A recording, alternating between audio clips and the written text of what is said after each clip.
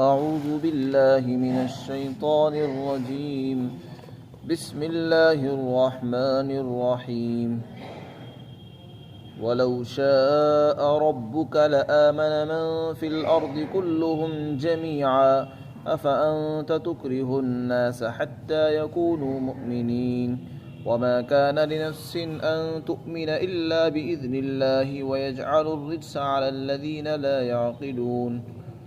قل انظروا ماذا في السماوات والأرض وما تغني الآيات والنذر عن قوم لا يؤمنون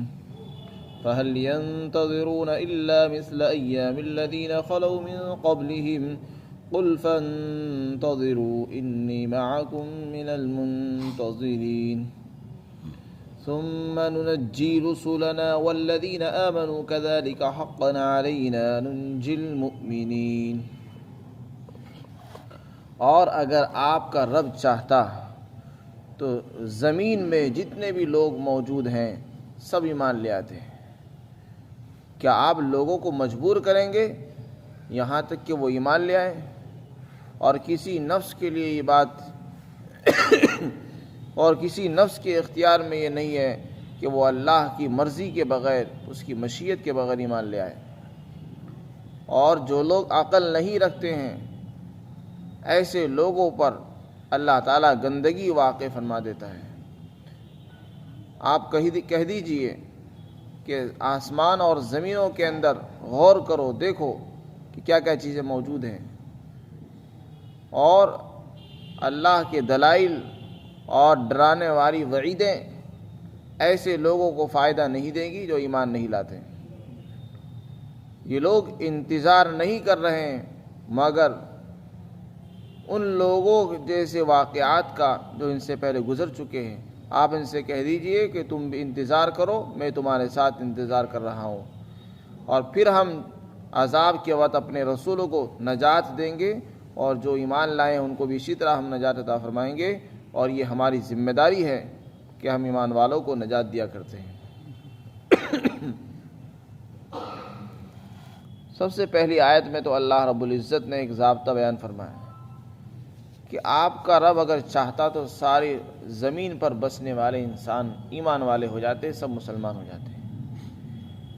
لیکن چونکہ اللہ کی مشیت یہ نہیں ہوئی، بلکہ اللہ چاہتا یہی ہے کہ روئے زمین پر مومن بھی رہیں، کافر بھی رہیں، تاکہ ان کا امتحان رہے۔ ورنہ اللہ کی طاقت اور قدرت اتنی ہے کہ اگر وہ چاہے تو سب کو مسلمان بنا دے، اگر وہ چاہے تو سب کو کافر بنا دے، لیکن اس نے روئے زمین پر دونوں قسم کے لوگوں کو پیدا فرمایا، کچھ مومن ہیں کچھ کافر ہیں۔ جب اللہ کی مشیت ہی نہیں ہے کہ سب مسلمان ہو جائیں تو نبی پاک صلی اللہ علیہ وسلم کو بتایا جا رہا ہے تو پھر آپ کیوں اصرار کر رہے ہیں کہ سب لوگ مسلمان ہو جائیں؟ سب لوگوں کے ایمان لانے پر آپ مصر نہ ہوں، اور اس کے لیے پریشان نہیں ہونا چاہیے کہ ہر انسان مسلمان ہو جائے، یہاں تک کہ سب لوگ مسلمان ہو جائیں۔ اسی طریقے سے اور بھی بہت سی آیات میں آپ کو فرمایا گیا کہ آپ تو اپنی جان کو ہلاکت میں ڈال دیں گے اور اپنے نفس کو تباہ کر دیں گے، ان لوگوں کے پیچھے کے ایمان کیوں نہیں لے کے آتے؟ آپ کا جو کام ہے وہ آپ اپنے کام میں لگے رہیے، تبلیغ کرتے رہیے، لوگوں کو حق کی بات پہنچاتے رہیے، لیکن اس فکر میں مت رہیے کہ سب لوگ مسلمان ہو جائیں گے، کیونکہ یہ تو اللہ کی منشا نہیں ہے۔ اور جب روئے زمین پر کافر اور مشرک رہیں گے تو اس میں ایمان اور کفر کی جنگ بھی رہے گی اور امتحان بھی باقی رہے گا۔ اسی لیے اللہ تعالیٰ نے فرما دیا کہ اگر آپ کا رب چاہتا تو سب مسلمان ہو جاتے ہیں۔ تو کیا جب یہ بات ہے نہیں تو کیا آپ یہ چاہتے ہیں کہ سب لوگوں کو زبردستی مسلمان بنا دیں؟ یعنی آپ کے اس کرنے سے ایسا نہیں ہونے والا ہے۔ اس کے بعد اللہ تعالیٰ نے فرمایا کہ کسی نفس کے لیے، کسی بھی انسان کے لیے اس بات کی گنجائش نہیں ہے کہ وہ اللہ کی مرضی کے بغیر ایمان لائے۔ جو بھی ایمان لاتا ہے وہ اللہ کی توفیق سے، اس کی مشیت اور اس کی مرضی سے اسلام لاتا ہے، مسلمان ہوتا ہے۔ آپ یہ سوچیں میری کوشش سے مسلمان ہو جائے، یا کوئی بھی انسان یہ سوچتا ہو کہ میں نے محنت کی ہے اس لیے وہ مسلمان ہو گیا ہے، وہ اس کی غلط سوچ ہے۔ جو بھی مسلمان ہوتا ہے، اسلام قبول کرتا ہے، وہ اللہ کی توفیق سے ہوتا ہے، اللہ کی مرضی سے ہوتا ہے، بس اللہ تعالیٰ انسانوں کو بہانہ بنا دیتے ہیں۔ تو ہمارے اور آپ کے ذمے صرف حق پیغام کو پہنچانا ہے، لوگوں کو حقائق سے آشنا اور روشناس کرانا اور ان تک صحیح بات پہنچانا، یہ ہر مسلمان کی ذمہ داری ہے کہ اپنے دین اور ایمان کی صحیح باتیں لوگوں تک پہنچاتے رہیں اور اسلام کی تبلیغ میں لگے رہیں۔ اس فکر میں نہ رہے کہ ہم نے اتنے سالوں سے ان کو حق کی بات پہنچائی اور یہ مسلمان نہیں ہوئے۔ یہ کام صرف اللہ کا ہے، ہدایت دینا، اسلام کی توفیق دینا یہ ہمارے ہاتھ میں نہیں ہے۔ ہمارا کام صرف بلاغ یعنی تبلیغ ہے، اور ایمان کی ہدایت کی توفیق اور ایمان کی توفیق صرف اللہ تعالیٰ دیتے ہیں۔ اس لیے اللہ نے فرمایا اور کسی کے لیے بات نہیں ہو سکتی کہ وہ ایمان لے آئے مگر اللہ کی مرضی سے۔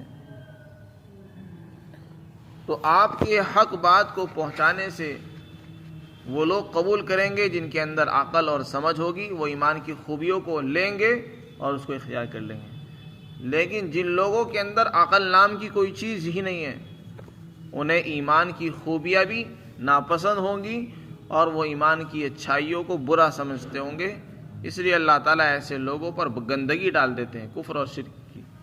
جب ان کو ایمان اچھا نہیں لگتا ہے تو پھر ان کے اوپر گندگی اللہ تعالیٰ واقع فرما دیتا ہے۔ اس کے بعد اللہ رب العزت فرماتے ہیں، غور و فکر کا حکم دیتے ہیں کہ تم لوگ اللہ کو چھوڑ کر شرک میں مبتلا ہو رہے ہو۔ دیکھو اللہ کی توحید پر، اس کے ایک ہونے پر، زمین اور آسمان میں کتنی چیزیں ہیں ان میں غور کر لو۔ زمین اور آسمان کی ہر چیز، ہر نشانی، کائنات کی ہر چیز، ہر ذرہ ذرہ اللہ کی توحید پر، اس کے ایک ہونے پر گواہ ہے۔ تو کفار اور مشرکین کو اس میں توحید کی دعوت دی جا رہی ہے، غور و فکر کی دعوت دی جا رہی ہے کہ آسمان اور زمین میں غور و فکر کرو کہ زمین و آسمان میں کیا کیا چیزیں ہیں جو توحید پر دلالت نہیں کرتی ہیں۔ سب چیزیں اللہ کی توحید ہونے پر، ایک ہونے پر دلالت کرتی ہیں۔ تو اس کا تقاضا یہ ہے کہ اللہ کو اپنا رب تسلیم کرنا چاہیے۔ اس کے بعد اللہ تعالیٰ نے فرمایا کہ یہ جو لوگ ایمان نہیں لاتے ہیں، چونکہ ان کو ایمان کی باتیں، ایمان کی خوبیاں پسند نہیں ہیں، ان میں عقل نہیں ہے، ان کو اپنے نفع و نقصان کا پتہ نہیں ہے، ہم اچھا کر رہے ہیں غلط کر رہے ہیں اس کی ان کو تمیز نہیں ہے، اس لیے ان کے لیے دلائل بھی بیکار ہیں، ان کے لیے ڈرانے والے وعیدیں بھی بیکار ہیں۔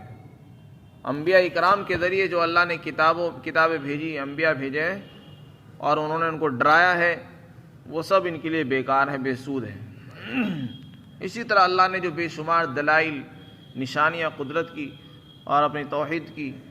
ذکر فرمائی ہے اور اللہ نے پیدا فرمائی ہے، وہ سب ان کو نفع نہیں دے سکتی ہے۔ فرماتے ہیں اور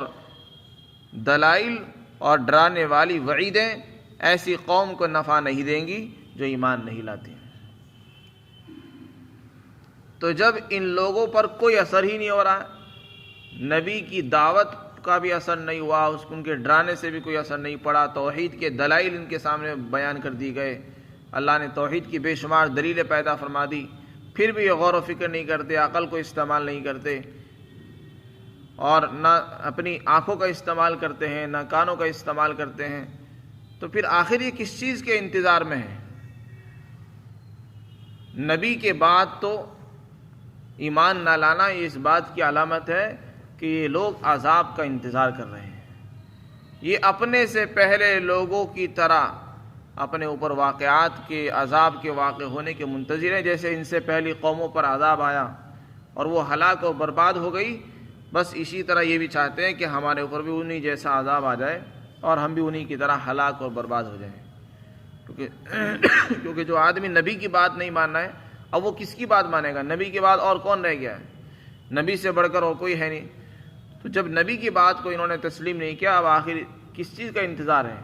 اب تو بس یہی سمجھ میں آتا ہے کہ یہ اپنے سے پہلے قوموں کے حادثات اور ان کے عذاب کا انتظار کر رہے ہیں۔ اللہ تعالیٰ فرماتے ہیں یہ لوگ صرف انہی واقعات کا انتظار کر رہے ہیں جو ان سے پہلی قوموں پر آ چکے ہیں۔ تو اگر ان کو انتظار ہے عذاب کا تو پھر انتظار کریں، میں بھی تمہارے ساتھ انتظار کر رہا ہوں، لیکن جس دن وہ اللہ کا عذاب آئے گا، جس دن اللہ کی طرف سے حکم ہو جائے گا ان کی ہلاکت کا، بربادی کا، تو پھر اللہ ان کو تو ہلاک کرے گا ہی، لیکن جو ایمان والے ہوں گے ان کو اللہ تعالیٰ بچا لے گا، جیسا کہ اللہ کا دستور ہے کہ جب عذاب آتا ہے اللہ تعالیٰ ایمان والوں کو وہاں سے نکال لیتا ہے، اور جو کافر و مشرک نافرمان ہوتے ہیں ان کو اللہ تعالیٰ ہلاک اور برباد فرماتے ہیں۔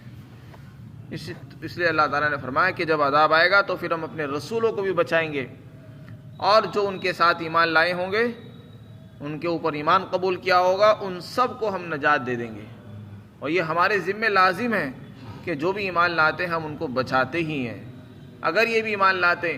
تو ہم ان کو بھی بچا لیتے، لیکن چونکہ ان کی قسمت میں ایمان نہیں ہے، ایمان کی خوبیاں ان کو پسند نہیں ہے، ان کو کافر بن کر رہنا پسند ہے، اس لیے اللہ تعالیٰ ان کو نہیں بچائے گا۔ خلاصہ یہ ہے کہ اس میں ان آیات میں ایک بات تو یہ بتائی کہ ساری دنیا مسلمان ہو جائے، اور سب اگر آپ کا رب چاہتا تو ایسا ضرور ہو جاتا، تو جب ایسا ہے نہیں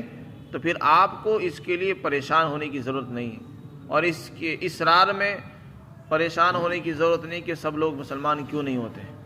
کیونکہ یہ اللہ کی مشیت کے خلاف ہے۔ اللہ تعالی ہم سب کو عقل عطا فرمائے۔